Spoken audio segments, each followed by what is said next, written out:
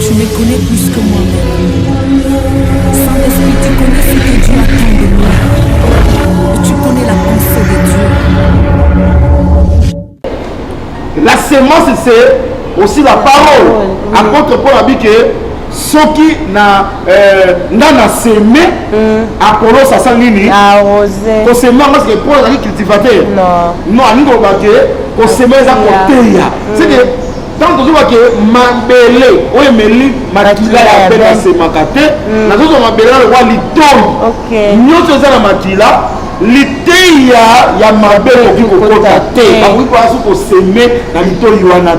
tu ne répondras point de faux bruit. Tu ne te joindras point aux méchants pour faire un faux témoignage. Un faux témoignage. Tu ne répandras pas les faux bruits. Pourquoi on a les faux bruits des alacs? Ce qui faux bruit ezali, c'est que vrai bruit eza. C'est comme ça que les gens ont recouvert. Dès que vous voyez que vous avez faux bruit, vous avez faux bruit. Vous voyez que il faut nzambe litoni ezala pour distinguer le vrai du faux bruit. Faux bruit. Ok. Mais les autres ont la dispensation, il y a Saint-Esprit. Il y a un moment où on va appeler côté droit. Et ça, sacerdoce royal. Côté gauche, et ça, sacerdoce lévitique. On a manifesté qui va faiblesse. À quoi comme on a salité? Oh, mais dans la carte de sacerdoce lévitique, mais les autres qui à droite. Mais, bisous, ce qu'on a réformé. Ah. Quand on a côté droit, on a les lignes pour l'accsanine. Et pendant qu'on va dire, on a l'itoria mobile. Mais juste quand on a total ça, droite, on est la puissance, droite, c'est la puissance. Ok. Pour ce moment-là, et si Sali, Yabato et Goya. Et parmi le frère que ses disciples ne mourraient point. Que Yesu alors, les gens cependant, Jésus n'avait pas dit à Pierre qu'il ne mourrait point. Mais si je veux qu'il demeure jusqu'à ce que je vienne, que t'importe. Si c'est ça conditionnel. Au moins, est-ce que ça m'a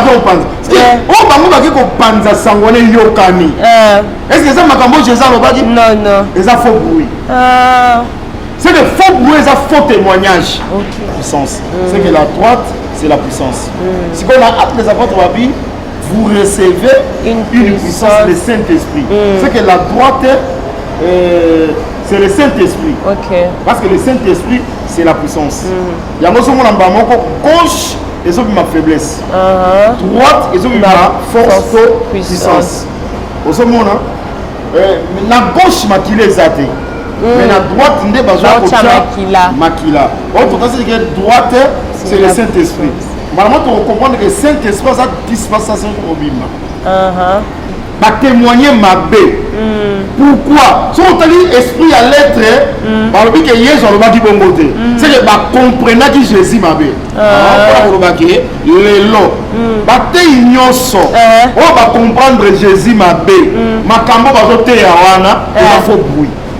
Oh.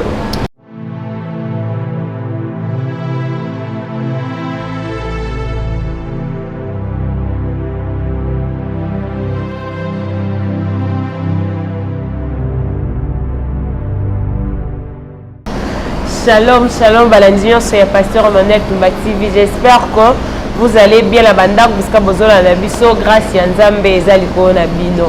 Biso de notre côté, Dieu là, il nous fait grâce aux à bonne santé. Bien que moi, tant mort et salemaki, bon, ma problème technique, hein, on a besoin de matériel, on a besoin de babiloko pour qu'on puisse bien vous servir. Ceux qui ont un moni, tant mort peut-être du point de vue technique, moi, Coco et Salemi, c'est pourquoi tu es mort, tu auras moi pause. En tout cas, soyez le bienvenu à un nouveau numéro d'émission le temps de réforme. Merci Nabino Nyonso oyo bozo continue bozo partager rabalia pour que to comme ebele Nabino Nyonso oyo bo kuti biso na nzela parce que ces derniers temps je vois comment est-ce que ba abonné bozo bakisama les nouveaux abonnés je vous souhaite déjà bienvenue à la chaîne oyo c'est une chaîne 100% chrétienne comme on vous l'avait dit tozawana les émissions le prédication ba culte tout ce que nous faisons dans cette chaîne c'est pour l'édification de l'église corps du Christ. C'est pour c'est pour nous préparer à la rencontre de l'époux. Parce qu'en tant que chrétiens, quand nous prions, c'est pour hériter le royaume. Mais il y a trop de faux. oyo bakosi na makambo na Nzambe. Il y a des gens vraiment bazo égaré de la présence de Dieu, bazo égaré na droit chemin. C'est pourquoi cette émission est venue pour nous ramener. C'est pourquoi cette émission est venue pour nous préparer, pour nous donner la vraie connaissance. Parce que j'ai l'habitude de le dire, le salut, la vie éternelle est liée à la connaissance. Donc, au micro saté, si tu n'as pas la vraie connaissance, je ne sais pas, je ne pense pas que tu vas hériter le royaume des cieux à cause de bonnes œuvres. Et ça, il faut avoir la connaissance, parce que c'est la connaissance qui va même t'indiquer, qui va même te donner la force. Nous sommes toujours là avec notre thème sur le changement de sacerdoce. Nous allons avancer petit à petit. Nous allons toujours comment est cette consécration. C'est ce que le pasteur est en train de nous expliquer. Je crois qu'on avait fini avec le panier.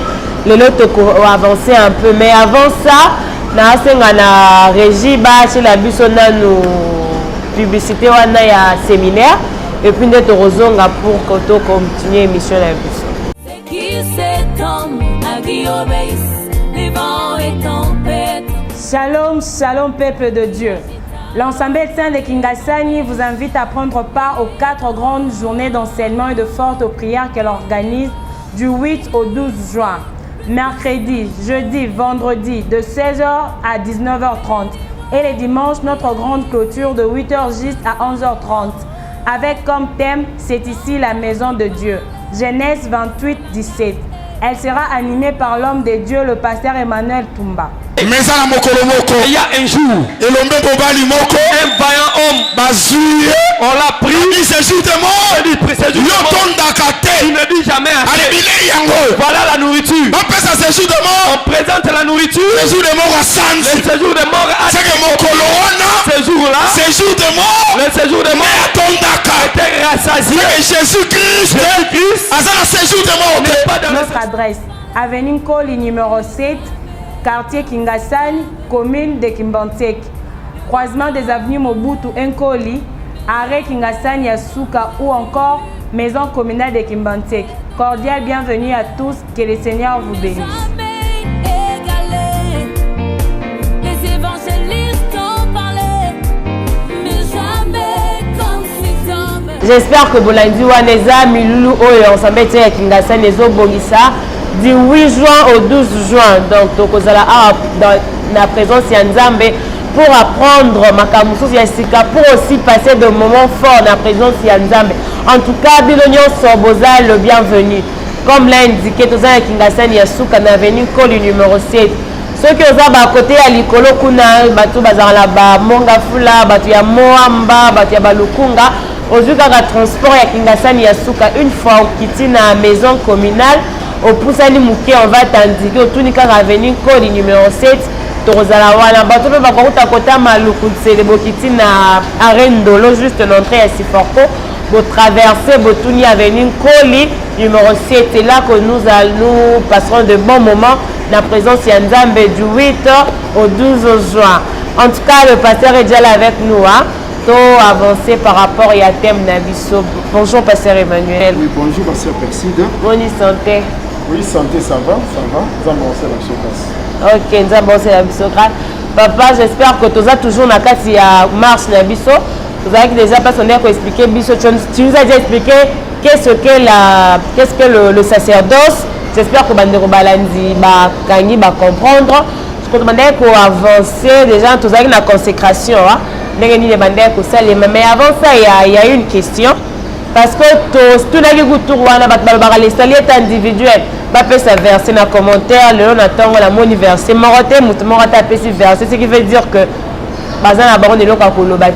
mais par rapport à les saluts individuels et communautaires, les saluts n'est pas individuel. Ceux qui ont fait moins lumière parce qu'il y a des préoccupations. Voilà. Bon, problème la biso, la liboso Zaraki. Tant que la citation ya iloko, makati évangile, faut être dans soubassement. Soubassement, c'est l'écriture. Il faut inverser ça. Au cas pasteur Ebélé, les salettes individuelles. Les salettes individuelles. Et comment wapi. Verset ça. Je crois que dans l'ensemble du défi, on a un verset. Akoma. Akoma yango. si comme mudazo comme azate donc verset zate tant que toloba ki bon to ba ki verset et rozala zate lokola verset zate tout tika pe koloba bongo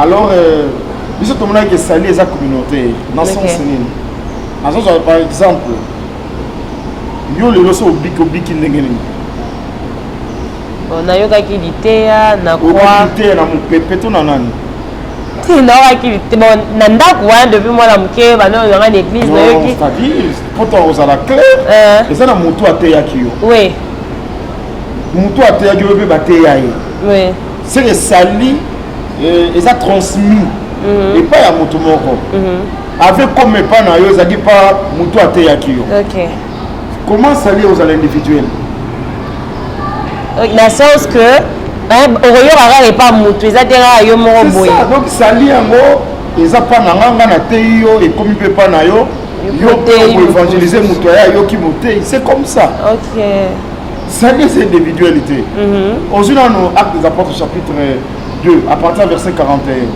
Actes des Apôtres chapitre 2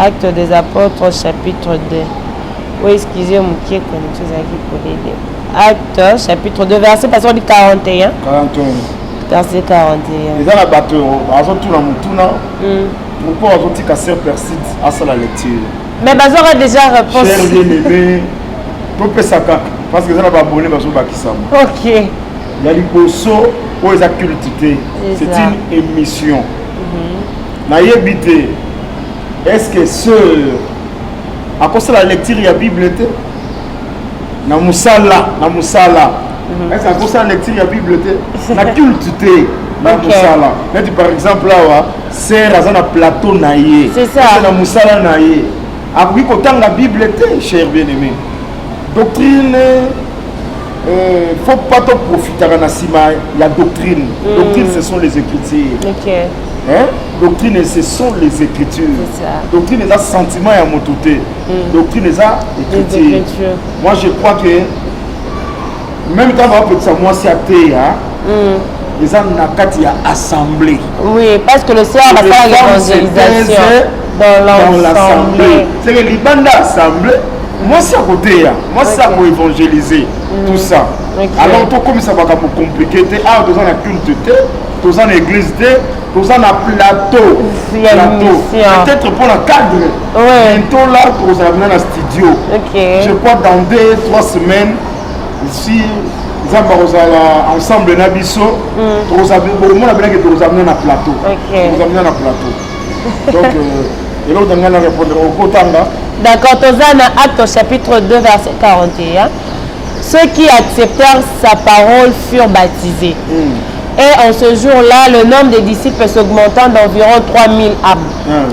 Ils persévéraient dans l'enseignement des apôtres, dans la communion fraternelle, dans la fraction du pain et dans le prière. La crainte s'emparait de chacun et il se faisait beaucoup de prodiges et de miracles par les apôtres. Tous ceux qui croyaient étaient dans le même lieu et ils avaient tout en commun. Ils vendaient leurs propriétés, leurs biens. La vie communautaire est souvent. Dès que Judas s'éloignait, qui n'a pas frère naïe, a commis traître. Judas, quatrième fils de Jacob, quand il s'est éloigné,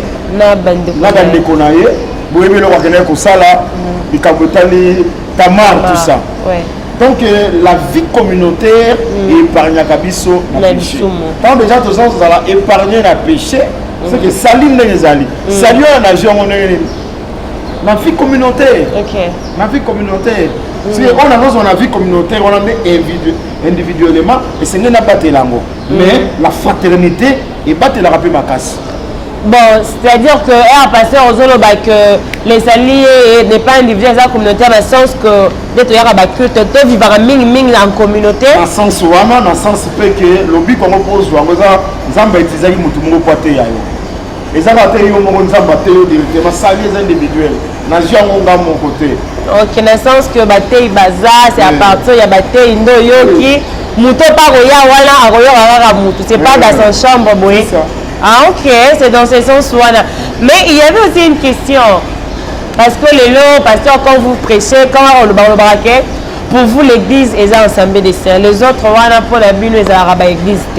Mais on a dit que, oui, les salis est communautaire, les salis n'est pas individuel. Mais dans la cas, il y a communauté dans Bino. Et comme il y a une divergence, genre que Missous, comme il y a habité ceux qui ont changé moi de doctrine.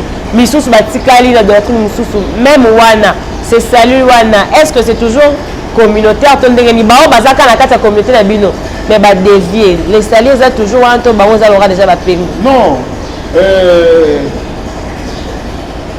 Toujours assemblée des gens pour respecter la doctrine des apôtres.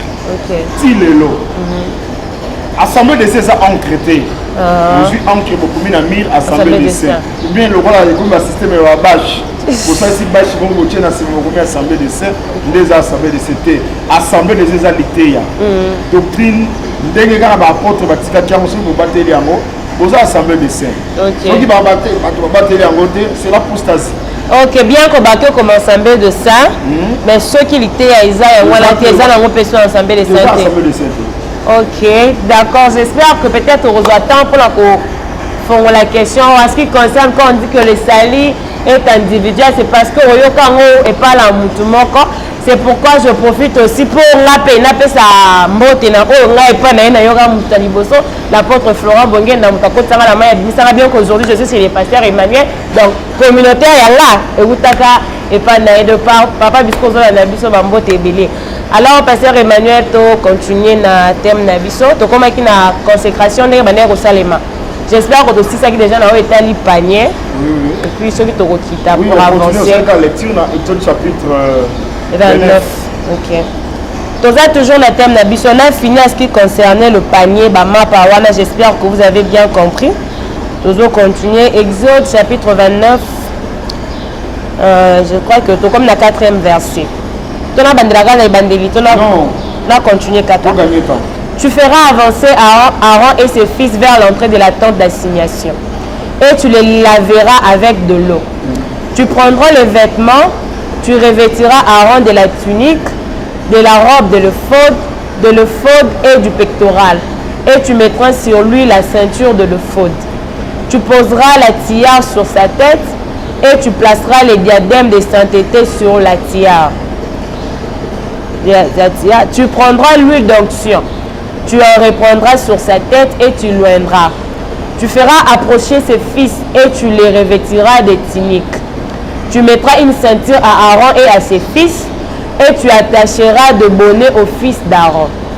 Le sacerdoce leur appartiendra par une loi perpétuelle. Tu consacreras donc Aaron et ses fils. 10. Tu amèneras le taureau devant la tente d'assignation et Aaron et ses fils poseront leurs mains sur la tête du taureau. Tu égorgeras le taureau devant l'Éternel à l'entrée de la tente d'assignation. Tu prendras du sang du taureau, tu en mettras avec ton doigt sur le corne de l'autel et tu répandras tout le sang au pied de l'autel. Tu prendras toute la graisse qui couvre les entrailles, le cœur, l'aube du foie, le dos rognon et la graisse qui les entoure. Et tu brûleras cela sur l'autel. Mais tu brûleras au feu hors du camp la chair du taureau. Sa peau et ses excréments, c'est un sacrifice pour le péché. 15. Tu prendras l'un des béliers et Aaron et ses fils poseront leurs mains sur la tête du bélier. Tu égorgeras les béliers, tu en prendras les sangs et tu les répandras sur l'autel tout autour. Tu couperas les béliers par morceaux et tu laveras les entrailles et les jambes que tu mettras sur le morceau et sur sa tête. Tu brûleras tout le bélier sur l'autel. C'est un holocauste à l'Éternel. C'est un sacrifice consumé par le feu d'une agréable odeur à l'Éternel. 19. Tu prendras l'autre bélier et Aaron et ses fils poseront leurs mains sur la tête du bélier. Tu égorgeras le bélier. Tu prendras de son sang. Tu en mettras sur le lobe de l'oreille droite d'Aaron et sur le lobe de l'oreille droite de ses fils.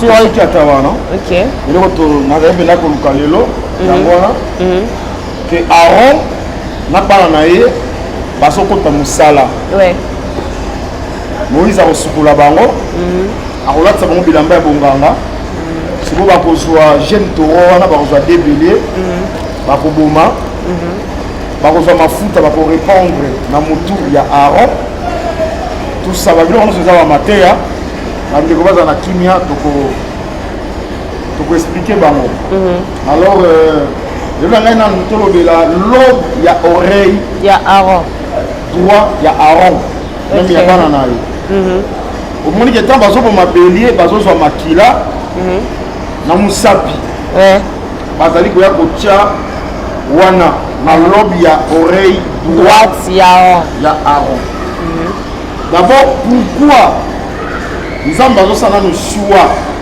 ya oreille droite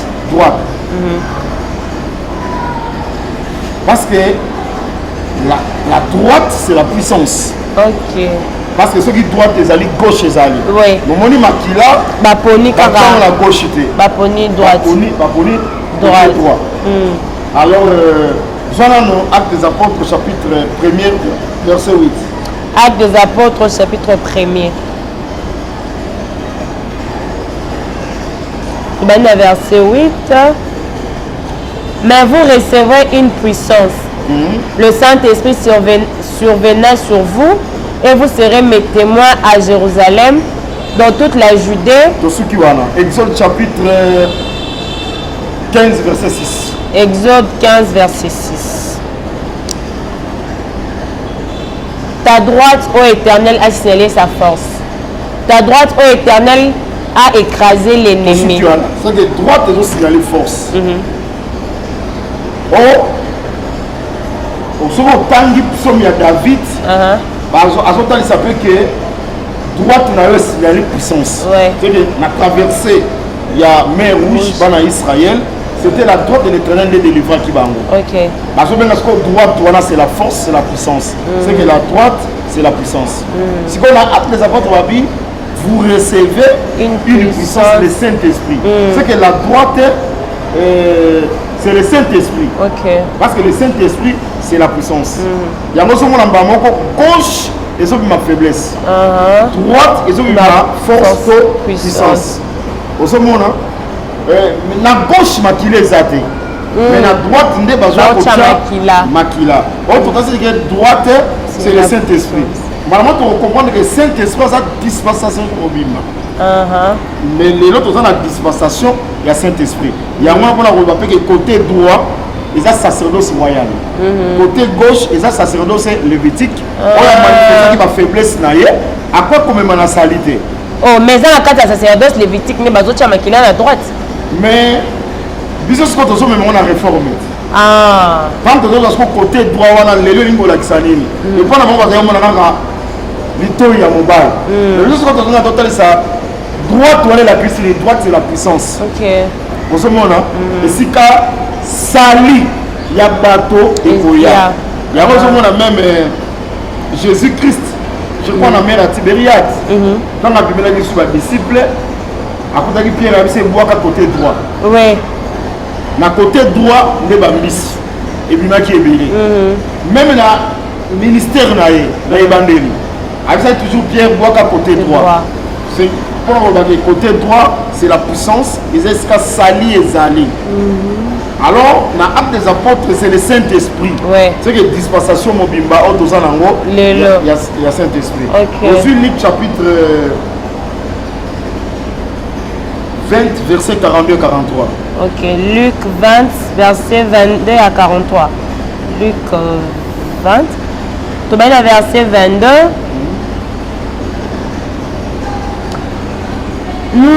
Nous est-il permis ou non de payer les tribus à César?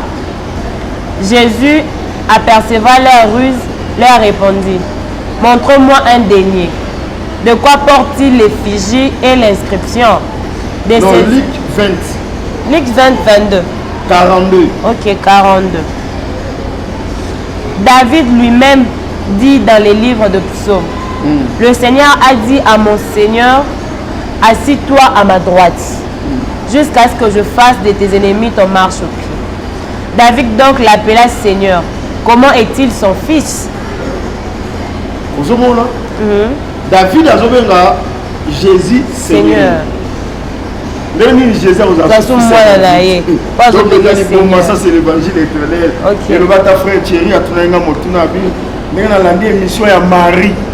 Que Marie à part Jésus à Botaka, Marie à Bota. Oui. À part Jésus, à Bota José, à Bota Simon, à Bota Jacques, à Bota Gite. Si on a tali ça qui est quand bazali na chambre haute Marie bazalaki. Ouais. Bazali ko sambela bango nyonso. Oui. Yango na tunaki motuna, parce que Marie dans la sambela nani. Sambela mwana nani. Alors sambela Jésus. So yango frère Thierry tunanga bi, c'est que Jésus azali papa na Marie. Ye mon papa na ye mon mwana na ye. Jésus sa papa à Marie. OK. Ndenge biso za bana nzambe. Marie ba na mwana nzambe. Je vois Yesu à nzambe, c'est que Marie asa mwana nzambe a mwana Yesu. Donc il bon évangile. Vraiment. Donc c'est ça. Donc pour la rotale ça va que continuez verset la zone banini. Na Tobandeli Kaka 42. David lui-même dit dans les livres de psaumes, le Seigneur a dit à mon Seigneur, assis-toi à ma droite. Assis-toi à ma droite. Jusqu'à ce que je fasse de tes ennemis ton marche au pied. David donc l'appelait Seigneur. Comment est-il son fils?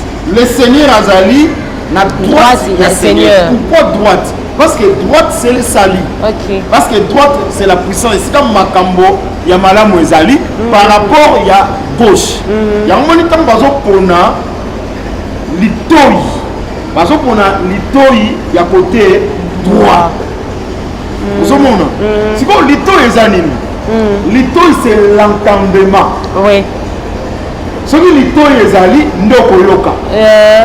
Ce qui l'itoi est ate, moyo yoka, est ate. Vous comprenez? Oui. Ok. Nous maintenant Genèse. Genèse. Chapitre 9, verset 4. On a vu que ça cause à la version semaine. Malheureusement, la Genèse chapitre 9. 9 verset 4. Verset 4. Seulement, vous ne mangerez point de chair avec son âme, avec son sang. Sachez-le aussi, je redemanderai le sang de vos âmes, je le redemanderai à tout animal, et je redemanderai l'âme de l'homme à l'homme. Bokolia nyamate na makila na yango. Baso bake makila wana eza âme. Oui. Abi na kosenga âme ya moto na moto azali frère na ye. Mais le l'âme c'est la vie. Okay. C'est pour dire que le sang c'est la vie.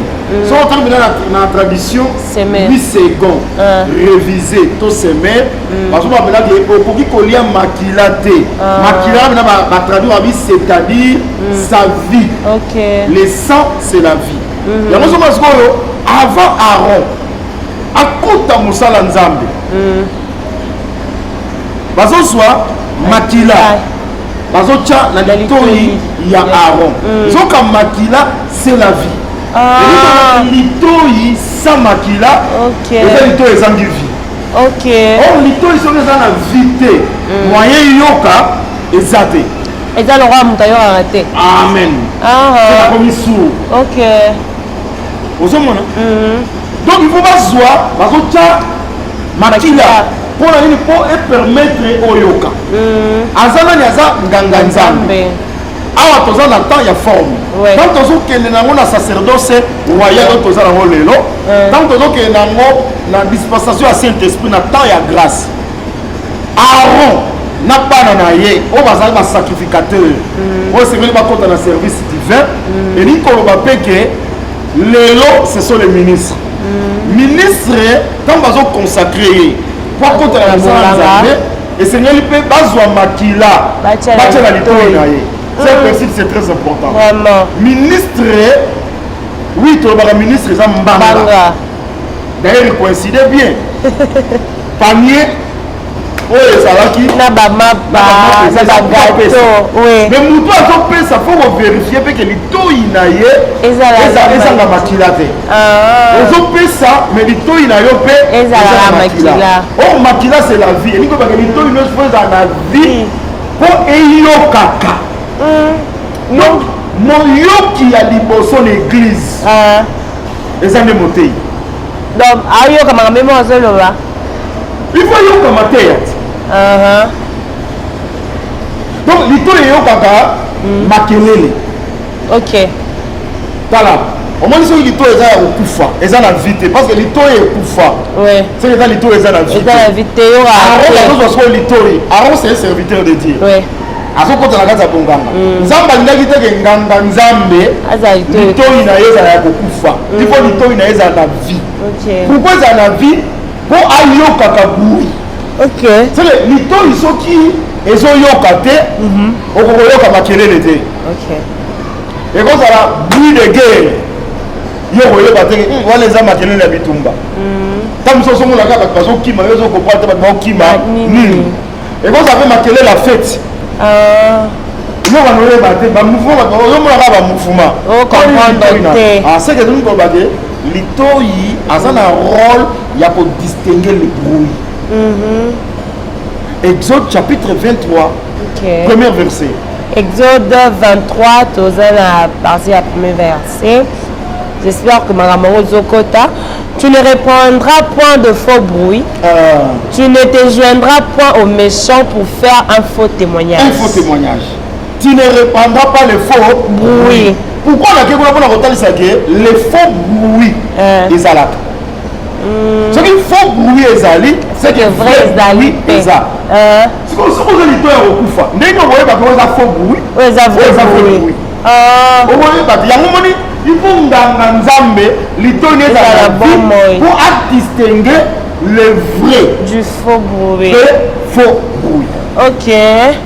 Tu vois zonga na pardon Jean chapitre 21. OK, Jean chapitre 21. Soit avant dernier verset. 24. C'est ses disciples qui rendent témoignage de ces choses. Et attends, 23, 22. Jésus lui dit, si je veux qu'il demeure jusqu'à ce que je vienne. À propos de Jean. Pierre, ceux qui n'avaient dit si Jean. Si je veux qu'il demeure jusqu'à ce que je vienne. Toi suis-moi. Là-dessus le bruit courut par les frères.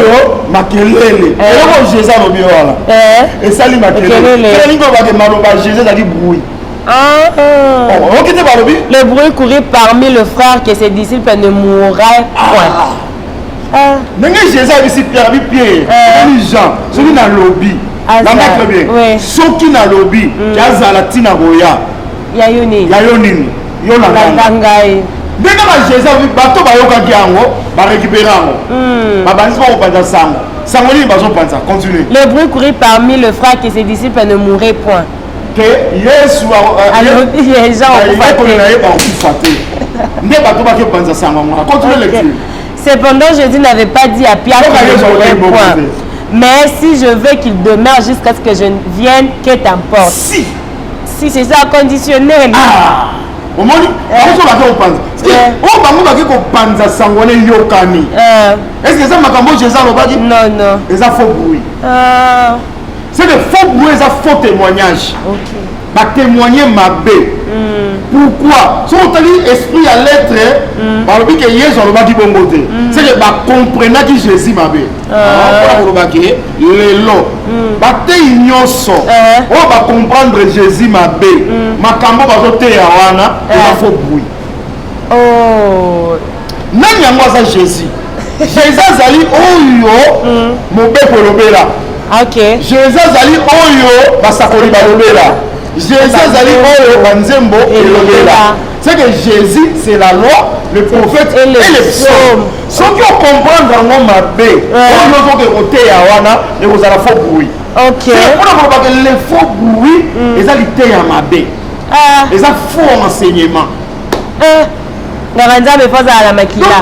Donc, les gens comprenant Jésus, ma bé.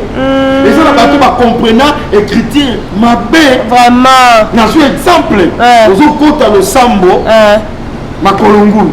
Pourquoi? Parce que yo tangaki. que Moïse longo la sapato. C'est que matin on les a faux bruit. Ok. Mon père. Bazui Trinité Koti. Balobi pe relia makia toto autant que makila eza ame eza vie ya mutu. Relia étouffé. Ce sont des faux bruits. C'est l'idée à nous soit mabé et ça faut pourquoi parce que va comprendre Christ mabé. C'est le mutu nous comprendre l'écriture mabé. Maté azoté il y a une incompréhension et écriture les a faux bruits. C'est qu'il y a beaucoup c'est pas que le faux bruit c'est un fond d'enseignement. Ok, donc Théo va comprendre bien. C'est pas on donne ce qu'on a, on va zo yo quand on va pesa. Il y a un faut que l'été à voter, il faut Jésus son solution bien. Il faut comprendre le langage de Jésus bien. Mais il faut comprendre le langage d'écriture bien pour le voter. Si vous comprenez ma bé, ma bé. Notre Trinité, ma comprenez ma écriture ma bé. Missus baliara missionité, baliara makasa. Allez, faites de toutes les nations mes disciples. Baptisez-les au nom du Père, du Fils et du Saint-Esprit. Malamoko va récupérer un mot. Baptême, na kombo tata, moi na pe molimo mosoto. Faut bruit, va comprendre Jésus ma bé. On faut que tu patient. Tout comprendre dans mon bien ni le bas.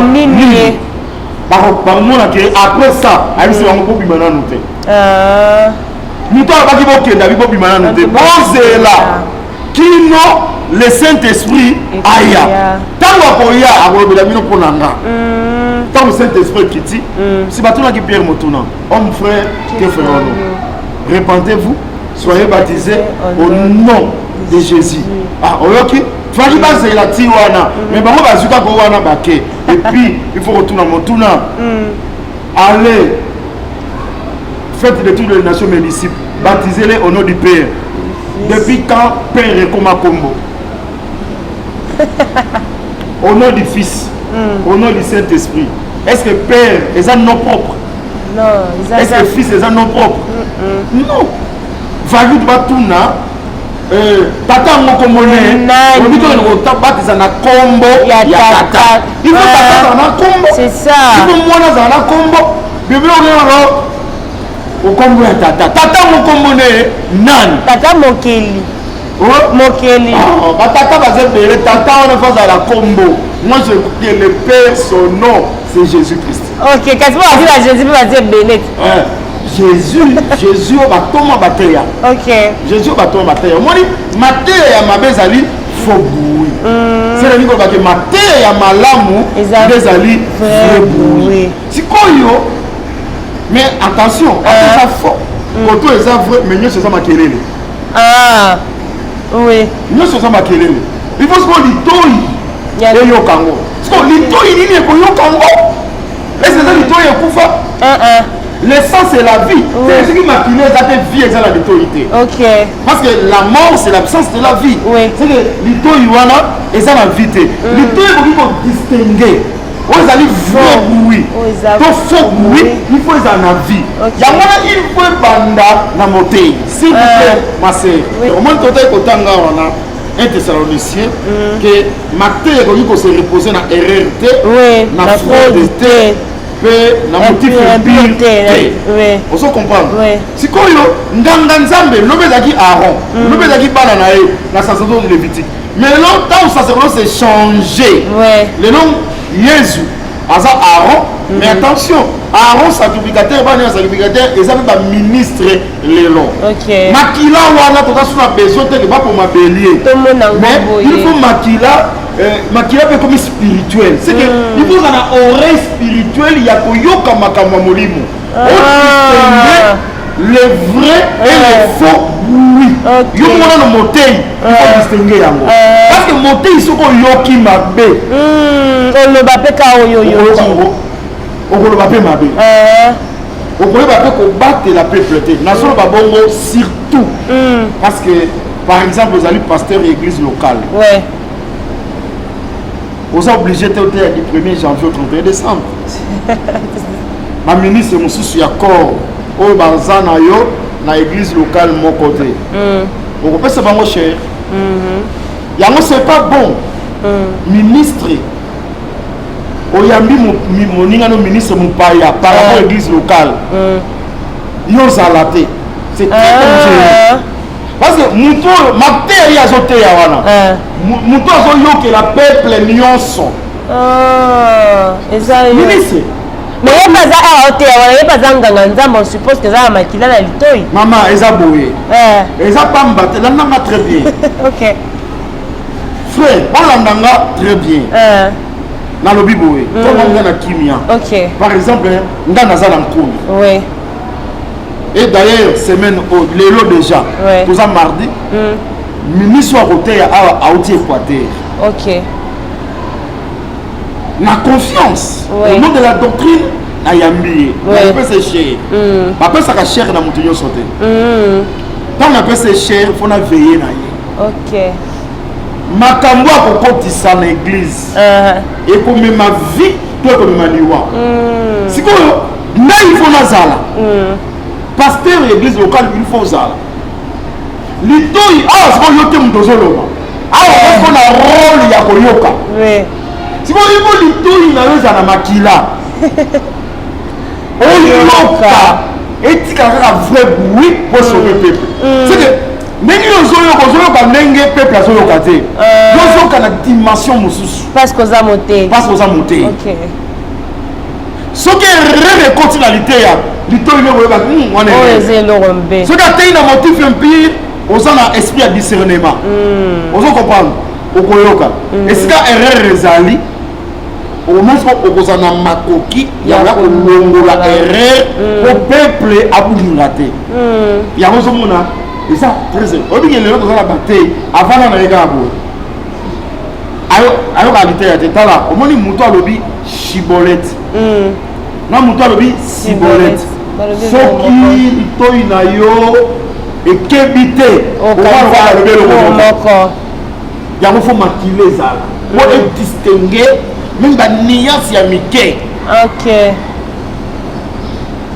Ça fait partie de la pastorale. Vous comprenez? Vous avez pour ça la pastorale. Est-ce que l'eau comme nous est côté? L'eau comme ma côté? Réalité, on est là, l'eau comme ma côté. Et c'est là l'ito inayo et ça ezanga makilate. OK, mais pasteur, peut-être que c'est parce que si vous autres que la tête batumsou cher sans pour autant demander l'esprit. Sans pour autant que vous attendez à ressemble la moteur, tout l'exaté, peut-être monter à route, il n'y a pas bêti faux bon. Voilà, au moment où nous avons par exemple, la fillette, ma taille pendant que résurrection c'est salam. Pour Paul a comme à un niveau, il y a un livret bango. Et ça pourquoi yokaki? Ouais. Ce que yokakate, il a livré bango. Bisous au bango. Biso ba marate ata sango kwa na yote o tuki la sango cher église na wale na yo na bilamba na notika leki mais suka no kozani biso nde batu ba bangela ka biso poso na frapper risque ezana memo batu mais yo ata to tikeli yo lito ezezo yoka. OK. Ozomona mais to sango a globali. Et bien aussi il loba alobane to yeba sa alobani. Donc on les a que to tseka accent que chez to bangela bangote. OK. Ce qu'on lobi mabe au tort de sens y enseignement. Lito ya za un instrument azo servir nga pona yeba pour distinguer les vrais et les faux. OK. Vous comprenez? Quand on a déjà les faux, la groupe d'abord yo monter ikoto te mabe dans les critiques le boy. On s'appelle moi dans Nzambe, so se répartir na sauver yo. OK. Tant que matana moi na cher to sauver peuple. OK. Donc ça arrive monter à machine à Charles, manga mo eza bongo te po zongi obongisango. Bat ba comprendre avec moteur ya beti biso fo bon. Oh, makambo Nzambe eza makambo côté hérité. Peut-être il faut se permettre liboso à passer dans la bique la sagesse, parce que esprit aux gens dans esprit à sagesse. Na ko benda e pembeni. Nathalie Segendeko. Kala aolo baki bo. Pour na bisa Segendeko aolo baki boé. Par rapport aux écritures vendées, il faut ngana dans l'itoi. OK. Ce qui l'itoi na ngai o kaki erreur. On va dans ndenge. Na l'autre leçon importance il y a kozana makila na l'itoi. OK.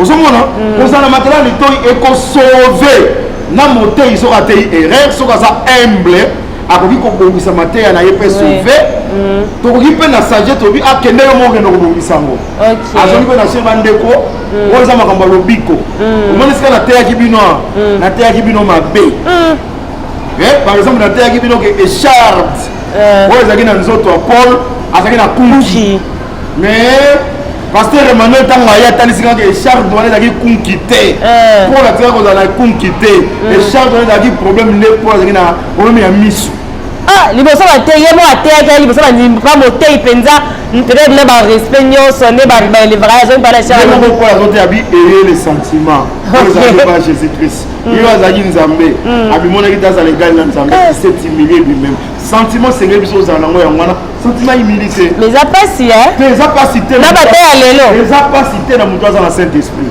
so omoni moto azoboude c'est l'orgueil c'est la chair ozomona nayebi te so comprendre importance eloko tosimba ezobikisa bato ezobikisa meme na moteya mpe eza lokola yo entendement ezali supérieur ya peuple ozoyokela na peuple ozoveille ke liteya ya mabe ekota na église te motei so ayokoka liteya ya bien te risque ezali liteya ya mabe ekota na kati église akozala faux pasteur akozala faux berger akoyeba mpenza kobatela nini te donc yango nde importance ya makila na litoi ya nganga nzambe sikokobosana te yesu wana asali biso mpe royaume de sacrificateur d'ailleurs ministre on donne ce qu'on a donc biso tozoteya tozopesa mpe peuple mpe lokola bango mpe baza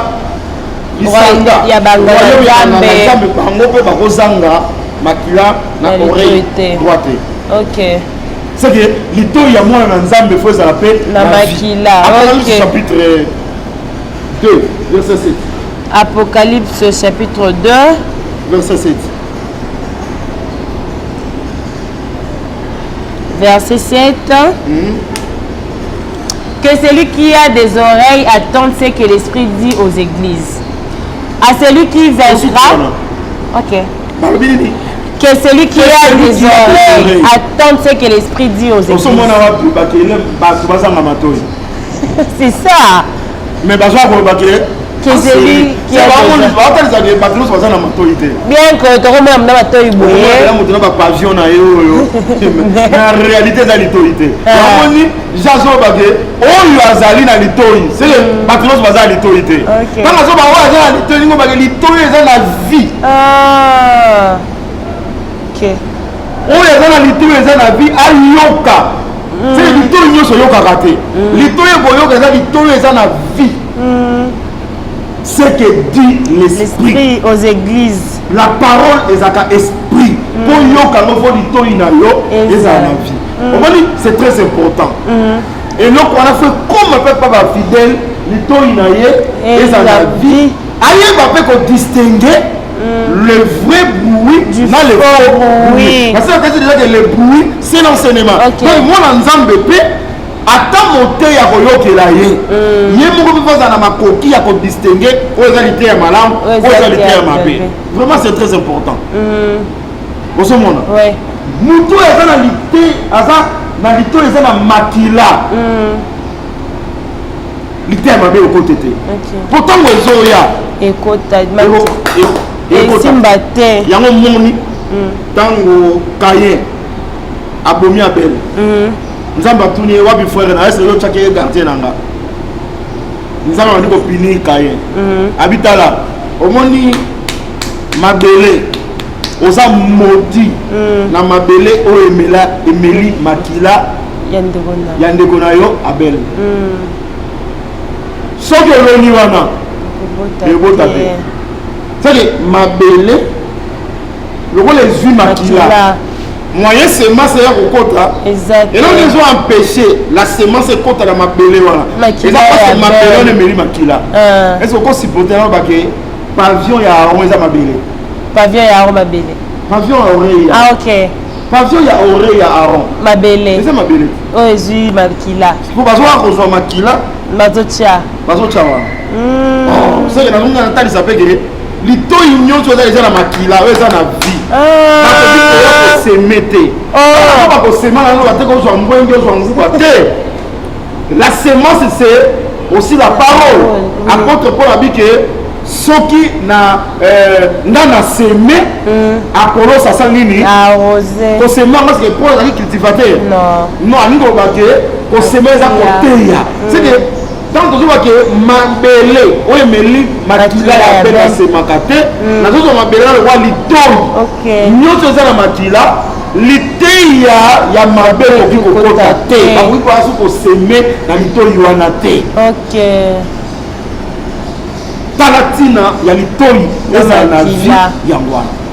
En tout cas, j'espère que vous comprenez parce que le pasteur il a été clair à Simero la kota bate à Simero pe la kota banzimi yango toza litoi ya bien okoyoka makamnyo so balobaka ya lokuta te. J'espère que on a sous-thème ezalaki ya lelo yango wana le pasteur a signé vraiment bien. J'espère que vous comprenez. Ce que vous avez moi question, moi préoccupation, au commis en privé, tout comme au comme à la commentaire, on va vous répondre. Pasteur Lilo Basuka pour que vous s'abonner très massivement à Pasteur Emmanuel Tumba TV, chaîne Nabino Angwana. Je pense que 706. 706. Et les autres sont à 294 abonnés pour tout ça 1K. Vous continuez à s'abonner. Vous s'en appelez que séminaire fête évangélique la Jésus Banda le 8 juin qui nous le 12. Nous sommes à Kinshasa. Adresse les awana la publicité malam beaucoup de gens au Labino. Nous sommes à Tchambé na Suka awa la adresse malam boya vous en colis numéro 7 qui m'a sani ya Suka. Vous en la diaspora. Par exemple, Ndego Thierry, avec un petit nombre de gens déjà les lois ressemblent à la vie. Vraiment. Pour ça, le Ndego Thierry a sali, a bengi mutuna Kinshasa, a messi adresse, aye awa. Ok. Chers bien-aimés, surtout, vous voyez que vous avez besoin de poto, vous avez besoin d'Amérique, en Asie, vous avez besoin de pasteur, vous avez besoin d'aventure. Si vous avez la bonne parole, profitez. Ça va faire que vous convaincre le beau temps, vous avez la bonne parole. Vraiment. Diaspora, Bobenga Bandego Kinshasa va participer à ce séminaire où a décidé parce que Nzambe a au rendez-vous. Ok. Vraiment, merci beaucoup. Nicolas Bissou à Losambo à part séminaire, mardi, mercredi, jeudi, 16h30, dimanche, à 8h, juste Nicolas Bissou à Losambo. Vraiment, Polo à Pambola Binomini. Ok, j'espère que vous avez une précision sur ce qui concerne séminaire, mais aussi en ce qui concerne le programme l'église normale. Je vous avais dit que bientôt on fera votre mission au Roxa une année. Jusque-là, nous allons réagir. Ça fait une année qu'on est là avec vous. Ça fait pratiquement parce que dans 2 mois, ça vraiment une année qu'on est là avec vous. Que pasteur Azote, Amen, vous avez convaincu. Alors pourquoi pas vouloir aussi nous soutenir parce que une année voilà est vraiment fort mais mon robot vous avez un numéro à téléphone sur beaucoup mieux ça vraiment bien. Merci na Bilonio Soro Bolingarabiso Bolanarabiso frère Thierry, que le Seigneur vous bénisse. Na pesimbote na bien aimé Coco Dema il mutazara na ojoa na isinga ozang sagaite babi Coco Dema est très nécessaire parce que soya azate ma plaisir Aminata, que le Seigneur vous bénisse. À la prochaine.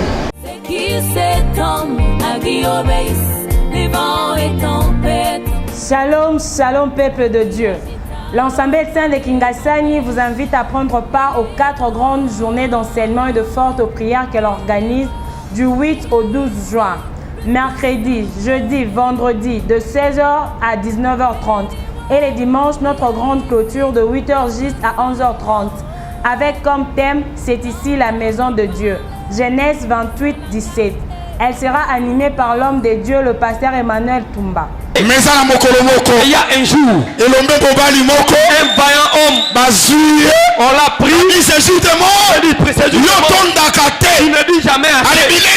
Voilà la nourriture. On présente la nourriture. Le séjour de mort à Sanz. Le séjour de mort à ce jour-là, le séjour de mort était rassasié. Jésus-Christ n'est pas dans notre adresse, avenue Coli numéro 7, quartier Kingasani, commune de Kimbantek. Croisement des avenues Mobutu Nkoli, arrêt Kingasani Yasuka ou encore maison communale de Kimbantek. Cordial bienvenue à tous, que le Seigneur vous bénisse.